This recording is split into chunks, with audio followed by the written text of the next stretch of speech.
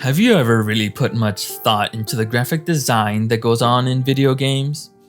They have a relatively recent start, with the first game being from the 1950s, then making their way into gaming arcades, eventually finding its way into people's homes.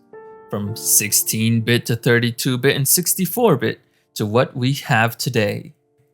Graphic design in video games has evolved substantially since the release of the first video game. It's a very big leap to go from a point where the only things you could tell apart were some lines and dots, all the way to the extremely realistic video games of today.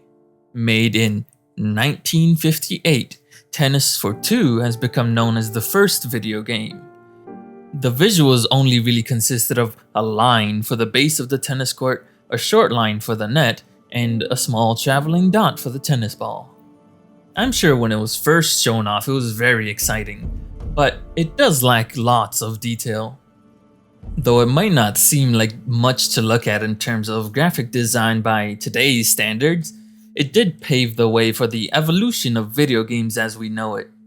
It wasn't until 1972 that arcades started to become popular because of the large appeal of video games.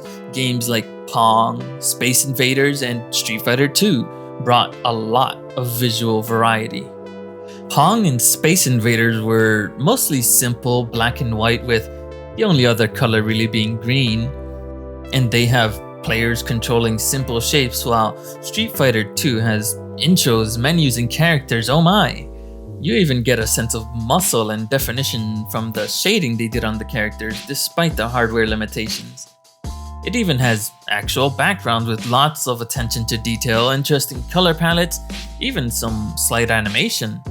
Pong and Space Invaders though, yeah. Video games and arcades had a lot going for them. Even with the limitations of the hardware, they could still add depth, variety, nice detailed designs, different clothes and hairstyles. You could even start to see facial expressions on the characters you play as too.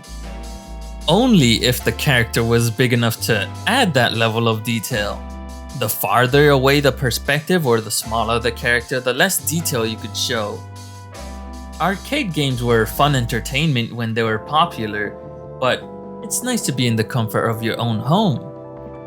That must be what everyone else was thinking too, because it wasn't even a year later before the first console to play video games at home already became a reality.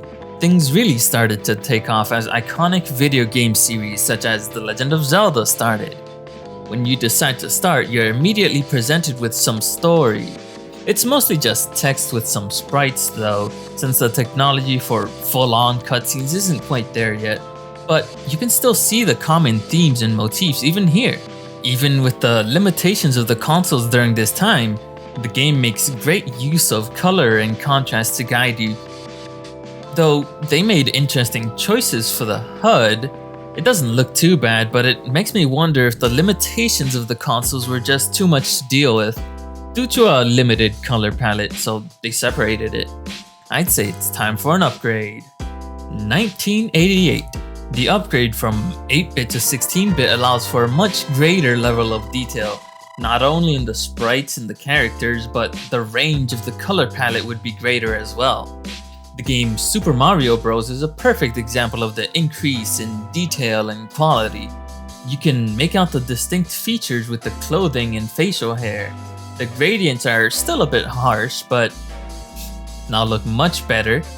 And the bigger color palette allows more room for special effects and more variety between environments.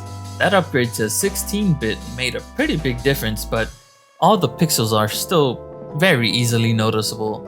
Maybe it's time for another upgrade. Sony is the first to take advantage of 32-bit graphics with their console, the PlayStation, which they made in 1994. Even this small text looks much more legible at 32 bits, and special effects like smoke and fog really work now because the gradients are no longer so pixelated. Being able to make symbols smaller and more compact also means that more information can be shown at once, like maybe on a more detailed map. The 3D models here though, they still look a bit lacking with 32-bit graphics, but maybe another upgrade will help. In 1996, the Nintendo 64 came out, bringing games like Super Mario 64, and yes, the 64 in those names, it is because it's 64-bit now. With the upgrades to 64-bit, the use of 3D models really started to shine. But even though Super Mario 64 is a mostly 3D game, they understand that 2D elements still fit in with 3D. The characters and the environments are all 3D, so the interactions between them would still be seamless. But most of the HUD elements that your character can't physically interact with are kept 2D for a nice style. Video games became 64-bit near the end of the 90s. That still seems so close. Today, video games are HD and have high frame rates so they run smoothly. After so many gradual improvements to the hardware, we've reached a point where any ideas you have for making a video game won't really be kept out of reach by the hardware limitations.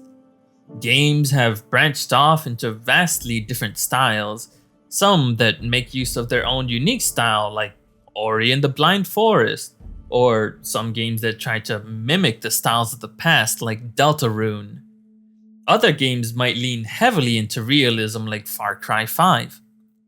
When it comes to video games, graphic design really has changed so much, taking giant leaps ever since the first arcade games came out. Nowadays, video games might even look photorealistic. It's a tough choice though. 2D? 3D? Why not both? Choosing between a good blend of 3D and 2D, or maybe just sticking to what you prefer, anything works now that we don't have to worry about those limitations like they did in the past. The future is looking bright.